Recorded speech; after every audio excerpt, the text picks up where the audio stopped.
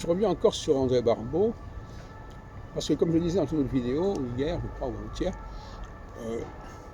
les choses se jouent sur deux plans.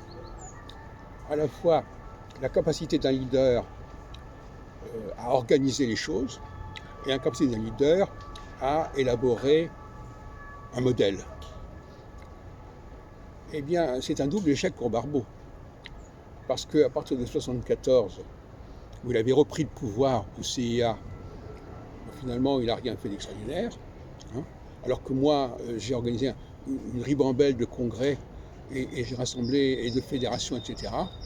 Donc, Barbeau, sur le plan de son charisme, il a échoué à partir de 1974, parce qu'il m'avait délogé comme vice-président en 1974 avec une sorte de coup d'État, de révolution de palais.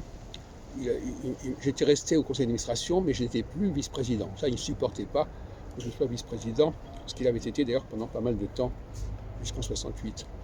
Et puis l'autre échec, c'est évidemment, en même temps d'ailleurs, à la même époque, sauf que là, c'est passé sous silence, la parution en 76 des Clés pour l'astrologie, qui présente un tout nouveau modèle, qui est d'ailleurs le modèle que je propose actuellement.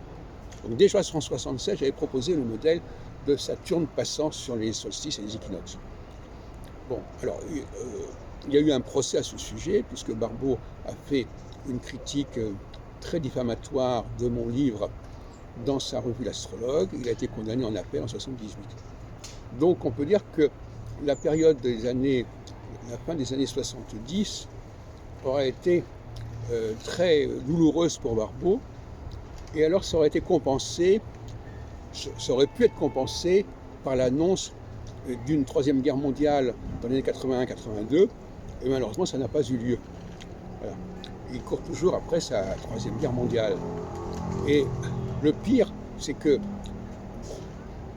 il n'a pas annoncé 2022. Il n'a pas annoncé, alors que c'était dans la ligne de 1962 et de 1989. Eh bien, il n'avait pas la bonne mertingale, il n'avait pas le bon logiciel. Il est passé à côté. Et notre ami Lenoble, lui, il reste scotché au cycle Saturne-Neptune et il nous annonce quelque chose de très grave pour 2026.